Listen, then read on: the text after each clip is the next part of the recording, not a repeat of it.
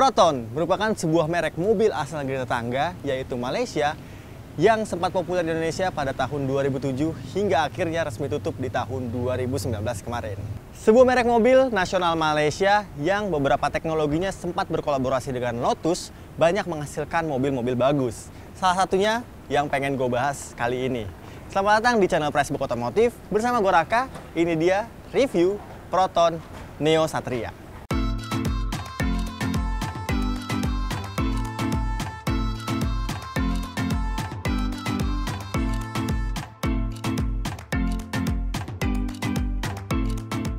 Gimana? Setelah kalian melihat gambar-gambar indah dari mobil ini sekilas, kalian tertarik nggak untuk mengkoleksi sebuah compact hatchback asal negeri jiran ini? Ini merupakan Proton Neo Satria CPS Edition yang sudah mengalami facelift di tahun 2010. Dan di Neo Satria CPS Edition ini adalah versi sportinya dibanding Neo Satria varian standar. Namun di atas tipe mobil ini ada juga Proton Neo Satria R3 yang merupakan versi lebih sporty dibanding Neo Satria CPS Edition ini. Perbedaannya yang paling kentara untuk mobil ini adalah pada bagian mesinnya. Mesinnya masih menggunakan mesin yang sama generasinya seperti sebelum facelift, namun mesin ini sudah dicuning sehingga tenaganya bertambah. Mesin ini sudah diberikan teknologi CPS alias Cam Profile Switching, sebuah teknologi yang bekerja sama dengan merek mobil Lotus asal negeri Inggris. Lalu, mesin versi CPS ini adalah versi penyempurnaan dari generasi non-CPS, sehingga tenaganya meningkat menjadi 125 daya kuda dan torsi 150 Nm. Mesin yang sama seperti yang digunakan oleh Proton Exora ini diklaim mampu melajukan Neo dalam 0-100 km/jam hanya dalam 10 detik saja. Sedangkan untuk top speed, mobil ini diklaim bisa menyentuh di angka 200 km/jam. Nah, gimana? Setelah tahu mesinnya, sudah cukup bertenaga bukan? Tapi yang harus kalian perhatikan adalah konsumsi bahan bakarnya. Proton Neo ini diklaim, dari riset yang gue baca, dia mampu mencatatkan konsumsi bahan bakar sekitar 9 km per liter untuk rute dalam dan luar kota. Jadi, untuk sebuah compact hatchback ini, mesinnya cukup boros. Oke? Dan mesin ini menyalurkan tenaganya ke dua transmisi, yaitu transmisi manual 5 percepatan dan transmisi otomatis 4 percepatan. Keren ya, mesinnya warna merah gini. Sekarang gue pengen bahas yang gak kalah menarik, yaitu pada bagian desainnya. Seperti yang gue bilang tadi bahwa Proton Neo ini di negeri asalnya sering digunakan oleh ajang kompetisi rally. Desain itulah yang disalurkan ke mobil ini. Jika kalian lihat bentuk grillnya, dia bukan lagi menggunakan grill garis-garis atau honeycomb seperti itu, namun grillnya sudah menggunakan sebuah kawat nih, yang berguna untuk menutupi mungkin ada batu atau kerikil masuk ke dalam bagian mesinnya. Di atas dan di bawah juga sudah menggunakan kawat. Yang indah lagi adalah pada bagian lampunya. Dia lampunya sudah menggunakan bahasa desain lampu yang kekinian, yang sedikit agresif namun masih sedikit cembung. Dan sayangnya lampu ini belum dibekali dengan beberapa teknologi kekinian karena lampunya masih full halogen. Dan untungnya di bagian lampu low beamnya dia sudah dibenamkan sebuah proyektor yang sangat berguna sekali untuk menerangi jalan Anda ketika malam hari. Kita ke bawah, di bawah juga kalian bisa lihat ada sebuah body kit di bagian depannya, terus ada lipsnya yang memanjang seperti itu. Dan dia juga sudah dapat sebuah lampu fog lamp. Jadi desainnya makin keren sekali karena ini memang CPS Edition, di mana versi sporty dari Proton Neo yang sebelum generasi ini. Di bagian samping sini yang mungkin kalian sering nikmati karena memang desainnya sangat cantik sekali. Dia merupakan sebuah compact hatchback, lagi-lagi harus gue bilang, karena dimensinya tidak lebih besar daripada Honda Jazz atau Toyota Yaris. Namun di samping sini dia sudah diberikan beberapa aksen yang menambah nilai sporty. Seperti di bagian depan dia sudah menggunakan sebuah over fender yang terlihat sangat besar ya, sehingga bisa menopang velg yang kebetulan sudah diganti. Lalu kita ke belakang lagi, dia sudah mengadopsi desain pintu yang hanya 2 buah kanan dan kiri. Jadi untuk menumpang bagian belakang tidak disediakan pintunya nih. Dan ini yang menambah nilai keren di mobil ini. Lalu di bagian samping sini desainnya nggak polos aja karena juga terdapat ada tarikan garis yang dilengkapi dengan garnish. Dan yang unik adalah dia masih menggunakan lampu sen di bagian fendernya nih. Jadi bukan seperti mobil-mobil kekinian di mana lampu sennya harusnya diletakkan di bagian kaca spionnya, tapi masih diletakkan di fendernya. Lanjut kita bahas bagian rodanya. Kebetulan velgnya sudah diganti menggunakan velg aftermarket, yaitu velg Folk Race TE 37. dimana sangat cocok sekali dipadu-padankan dengan mobil ini. Dia merupakan velg dengan ukuran 16 inci yang dibalut ban ukuran 205/45. Lalu yang menarik adalah sistem pengeremannya, di mana di bagian depan dan di bagian belakang dia sudah dilengkapi dengan rem cakram, lengkap dengan teknologinya seperti ABS, EBD, dan brake assist. Oke, di samping sini indah sekali desainnya. Di atasnya juga terdapat sebuah antena yang belum sakvin. Kita ke belakang karena di belakang juga sangat indah bentuknya. Nah, di belakang sini kalian lihat sendiri desainnya lebih sporty lagi dibanding desain depan dan sampingnya, karena yang paling menonjol adalah pada bagian atapnya yang sudah diberikan sebuah spoiler nih. Lalu turun ke bawah, di bawah spoilernya terdapat high mount stop lamp yang sudah LED. Di bawahnya lagi ada sebuah diffuser belakang yang di tengahnya disematkan sebuah knalpot. Jadi tambah manis nih tampilannya. Nah, yang unik di bagian diffuser belakang ini juga kalian diberikan sebuah kawat nih, sama seperti di bagian depan. Lalu di bagian emblem-emblemnya, di tengahnya ada emblem Proton, lalu di samping kanannya ada emblem Neo, dan di bawahnya ada sebuah emblem Lotus. Dan di samping kiri sini ada emblem CPS 1.6. Nah, sekarang kita bahas bagian bagasinya. Namun sayangnya untuk membuka akses bagasi ini kalian tidak bisa melalui pintu belakang ini, karena di bagian bawah sini tidak terdapat tuas untuk membuka bagasi. Begitu pula dengan di kuncinya. Satu-satunya cara untuk membuka bagian belakang ini adalah menarik tuas yang ada di bagian depan. Nah, ini adalah bagian bagasi dari Proton Neo Satria, dimana bisa kalian lihat ternyata walaupun dimensinya kompak, dimensi dari bagasi ini masih cukup luas nih. Cukuplah untuk menampung 2 koper ukuran medium. Lalu di bagian bawahnya juga terdapat satu buah tempat penyimpanan yang digunakan untuk menyimpan sebuah ban serep dan beberapa toolkitnya. Yes. Dan kalau kalian rasa kapasitas bagasi belakang ini tidak cukup luas, kalian juga bisa menambah kapasitasnya dengan melipat kursi di baris kedua ini. Dengan cara ditarik tuasnya lalu ditidurkan secara rata lantai. Jadi menambah nilai praktis pada Proton Neo ini. Oh ya, nggak lupa, dia juga sudah diberikan sebuah separasi atau sebuah penutup untuk melindungi privasi barang Anda di bagian bagasi ini. Sepertinya itu aja. Nah, sekarang apakah bagian kabin atau interiornya juga sama sportnya seperti di bagian eksterior? Langsung aja kita lihat. Nah, sebelum gue jelasin bagian kabin depannya, kita cobain dulu duduk di kursi belakangnya. Untuk aksesnya, dia hanya ada akses di bagian pintu depannya aja. Namun, dia bisa kalian lihat pintunya sangat panjang sekali. Jadi cukup memudahkan untuk masuk ke dalam.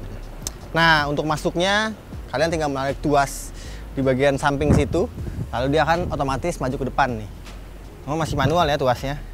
Kita masuk. Bisa kalian lihat, ini merupakan posisi duduk gue di depan dengan tinggi 185 cm. Dan di belakang sini ruang kakinya tidak tersedia sama sekali nih. Nggak bisa masuk kaki gue nih. Ya bisa sih kalau dipaksain begini, cuman pasti nggak bakal nyaman. Jadi harus samping gini.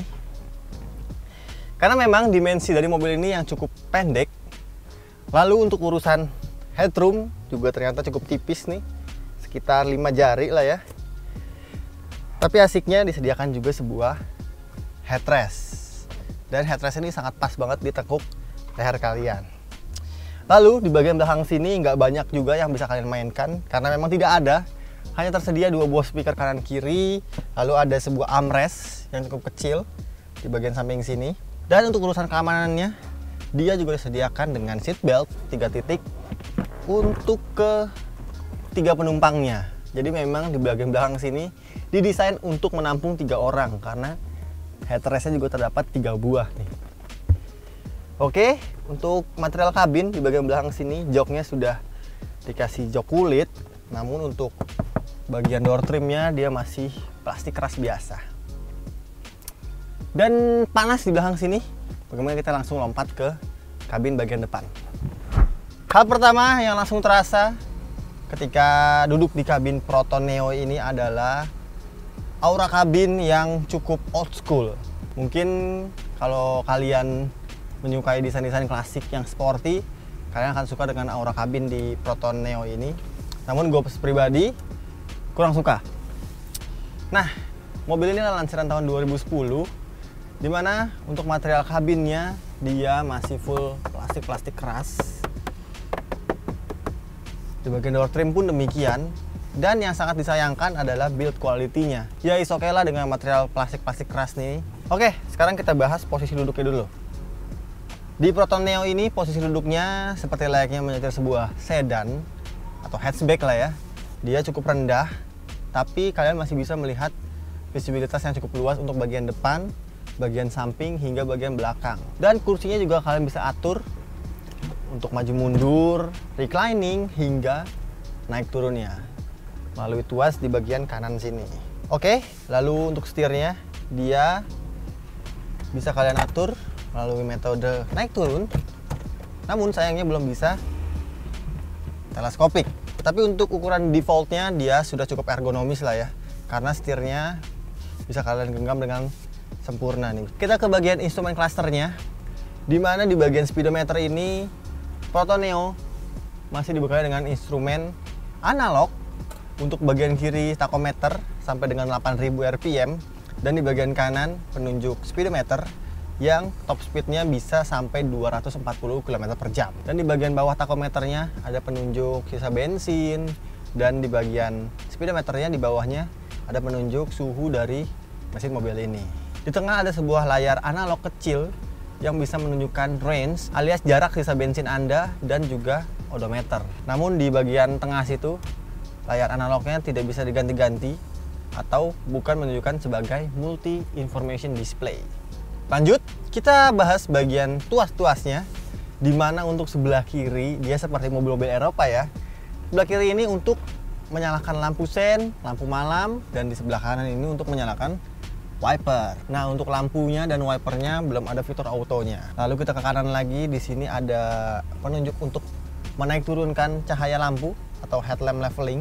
Sekarang kita bahas tempat penyimpanan yang ada di mobil ini, di mana cukup minimalis. Di bagian door trim ini kalian hanya disediakan satu buah tempat penyimpanan terbuka, namun sepertinya tidak bisa masuk sebuah botol nih. Lalu kita ke tengah, tempat penyimpanannya ada dua buah, cukup kecil juga. Dan di belakang sini barulah kalian disediakan 3 buah cup holder. Di bagian tengah sini Proton Neo Satria kalian sudah dibekali dengan sebuah jam analog di bagian atasnya yang terlihat sangat old school sekali. Lalu ke bagian bawah dia dilengkapi dengan sistem audio yang keluaran dari merek Blowpung. Jadi untuk audionya cukup baik, suara bassnya cukup terdengar oke. Namun belum dilengkapi dengan beberapa konektivitas. Dia hanya bisa memutar CD dan radio saja nih. Nah, di bagian bawah radionya ada 4 buah tombol yang berguna untuk mengaktifkan fog lamp, lampu hazard, dan defogger kaca belakang. Kita ke bawah lagi, di bagian tengah sini juga terdapat sebuah pengaturan AC yang AC-nya sudah menggunakan climate control karena dia sudah mendapatkan fitur auto. Dan kita ke bawahnya, dia lengkap dengan pengaturan arah semburannya. Seperti gue bilang tadi bahwa mobil ini dilengkapi dengan 2 jenis transmisi, yaitu transmisi otomatis 4 percepatan dan transmisi manual 5 percepatan. Dan untuk mobil review kami kali ini, transmisinya merupakan transmisi manual 5 percepatan yang desainnya cukup sporty lah ya. Lalu kita ke belakangnya lagi, yang unik dia pengaturan kaca spion elektriknya diletakkan di bagian tengah sini, dan ada satu buah soket lighter 12 volt, lalu ada sebuah handbrake, dan untuk menaik turunkan kaca di bagian kiri kanannya kalian bisa mengaktifkannya di bagian samping dari handbrake ini. Mobil ini juga sudah dilengkapi dengan fitur keselamatan yaitu airbag sebanyak 2 buah di bagian depannya. Cukup oke lah. Sekarang gue juga dikasih kesempatan untuk merasakan sedikit muter-muter di area Blok M ini untuk merasakan bagaimana sensasi berkendara dari Proton Neo Satria ini. Hal pertama yang langsung terasa ketika mengendarai Proton Neo Satria ini adalah posisi kaki yang tidak seergonomis mobil-mobil Jepang nih, karena jarak antara kopling dan rem itu sangat dekat sekali. Jadi tadi butuh sedikit penyesuaian. Namun untuk impresi koplingnya dia cukup lembut. Kalau kita berjalan pelan seperti ini, Proton Neo Exora ini memiliki karakter bantingan suspensi yang ternyata cenderung keras. Jadi untuk melewati jalan yang berlubang gitu ya, bantingkan ke dalam kabinnya cukup keras. Oke, sekarang kita coba putar balik. Coba putar balik. Dapat nggak nih? Oke. Ternyata radius putar dari mobil ini cukup lebar, walaupun dia dimensinya kompak. Jadi kalian harus spare jarak agak panjang kalau seandainya ingin memutar balik. Lalu untuk impresi setirnya, dia cukup direct nih. Setirnya sangat menurut sekali ketika kita belokkan sedikit. Mobil itu langsung belok. Lagi-lagi ini merupakan sensasi setir mobil-mobil sport. Lalu untuk impresi tenaga mesinnya, kita gas aja langsung. Oh, cukup enak nih. Dia ketika berputar di atas 3000 rpm, mesinnya langsung terasa mengisi, dan itu berkat teknologi CPS-nya. Jadi di putaran bawahnya dia memang sedikit loyo, namun ketika RPM sudah menyentuh di angka 2000 ke atas, barulah mobil ini laju sekali. Nah, ngomong-ngomong, untuk kalian yang pengen merasakan sebuah sensasi mobil compact hatchback yang agak sporty ini, kalian nggak harus keluarin uang sampai dengan ratusan juta atau bahkan miliaran, karena mobil ini dihargai dengan harga yang cukup terjangkau nih. Sekarang kita keluar buat gue kasih tahu berapa uang yang harus kalian siapkan untuk membawa pulang Proton Neo Satria ini. Nah, itu dia tadi review gue mengenai Proton Satria Neo CPS Edition ini. Merupakan mobil compact hatchback yang luput dari pencarian kalian, namun memberikan impresi desain, impresi rasa berkendara, dan impresi mesin yang cukup baik. Tapi hal yang harus diperhatikan sebelum kalian membawa pulang mobil ini adalah jaringan after sales-nya yang memang sudah tidak ada lagi di Indonesia. Jadi kalian harus pastikan dulu kalian memiliki bengkel rekanan sebelum akhirnya membeli mobil ini ke rumah kalian. Dan di pasaran mobil ini dijual di angka 60 sampai dengan 100 juta tergantung kondisi. Namun kalau kalian tertarik membeli mobil ini dengan kondisi yang cukup baik, sangat istimewa, orisinil semua, silahkan sambangin showroom IF yang terletak di Bursa Mobil Blok M Mall, yang nanti alamat lengkapnya gue sertain di kolom deskripsi di bawah. Terakhir, untuk harga, kalian siapkan dana sekitar 89 juta dan tentunya masih bisa nego lagi. Lalu untuk harga pajaknya tercatat 2 jutaan rupiah per tahunnya. Mantap bukan? Cukup terjangkau. Dan akhir kata, terima kasih banyak untuk kalian semua yang udah nonton video ini sampai habis. Terima kasih juga untuk IF Auto Sales yang udah membolehkan kita nge-review mobilnya. Akhir kata, jangan lupa untuk di like, di share, dan di komen channel Pressbook Otomotif. Gue Raka pamit. Assalamualaikum.